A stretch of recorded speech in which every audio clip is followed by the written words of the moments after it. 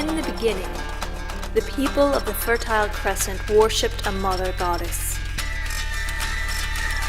A mother goddess. A mother goddess. A mother goddess.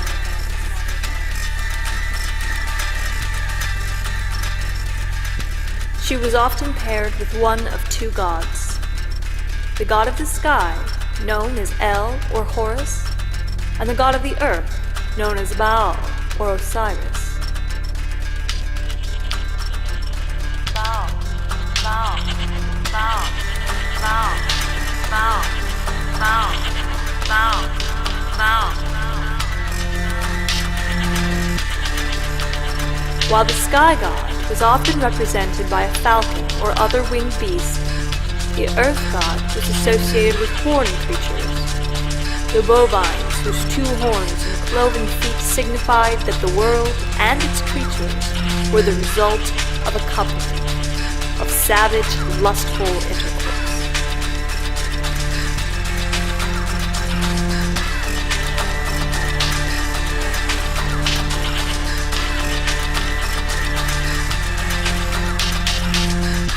While the earth god clearly had sex and died and was reborn like the things that rise from the dark soil, the sky god, by merit of his association with the vast and unreachable expanse above, grew ever more abstract, separate from the goddess, above the god of the earth.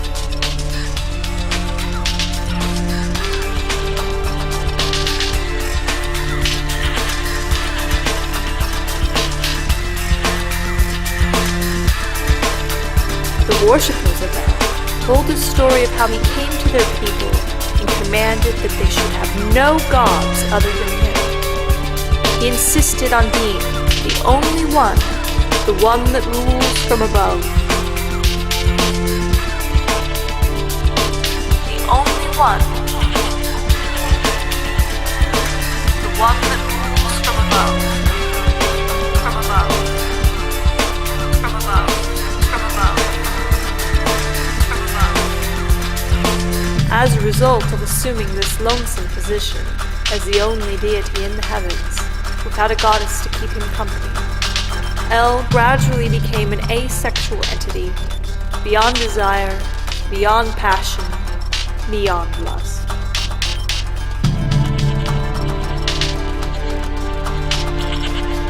Beyond desire, beyond passion, beyond lust.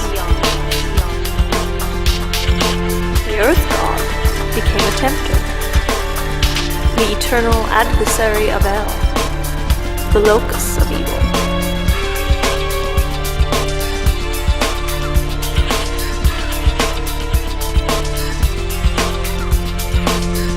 The followers of El might have remained a small and relatively forgettable cult had they not been conquered and carried away, first by the Babylonians, and then later by the Romans.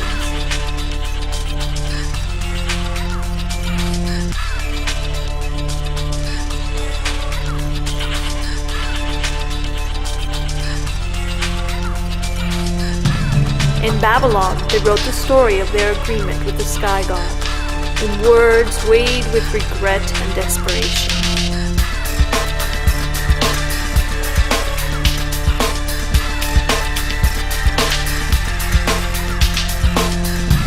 Sadness and resentment dripped from every letter of their tribal history, a fanciful mythology still popular to this day.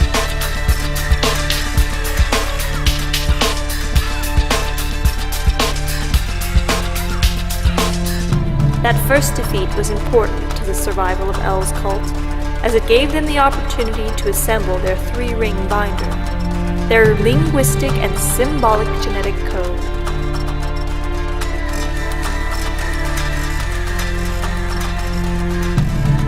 In the long, thick scrolls, they established their history and stated their mission.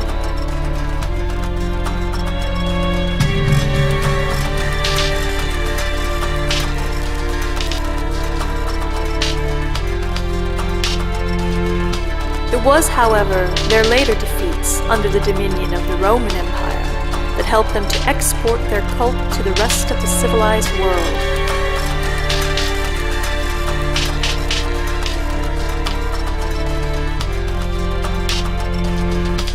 Through the years, decades, and centuries, that original cult underwent various mutations and broke off into warring branches.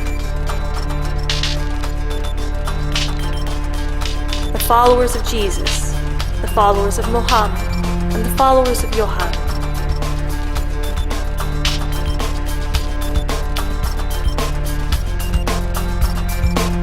But in all these branches, the central tenet remained the same. One God was to be the only God who ruled from the heavens above. El, a bodiless, inhuman deity. A deity that without a body could not have sex and need not have sex, came to have a great following throughout the known world.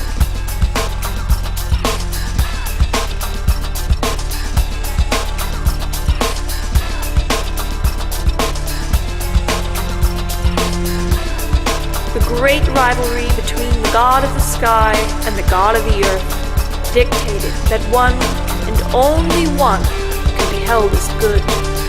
The other would be seen as evil.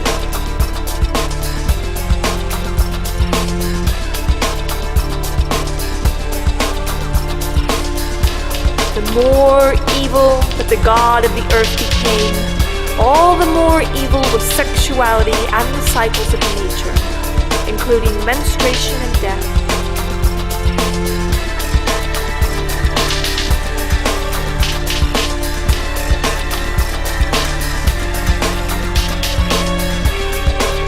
So we fear the darkness, and so we fear the end that is not the end, and so we fear the earth and the dissolution that comes with it. For now, El reigns above, lonely and diffuse, an empty void, lacking in meaning or direction, ready to be used by any and all comers for their own purposes and machinations.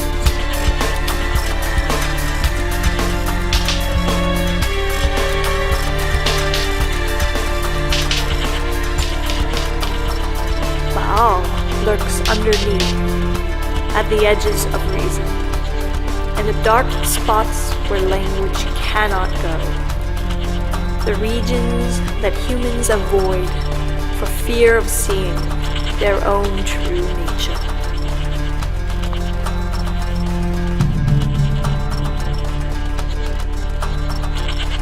Their own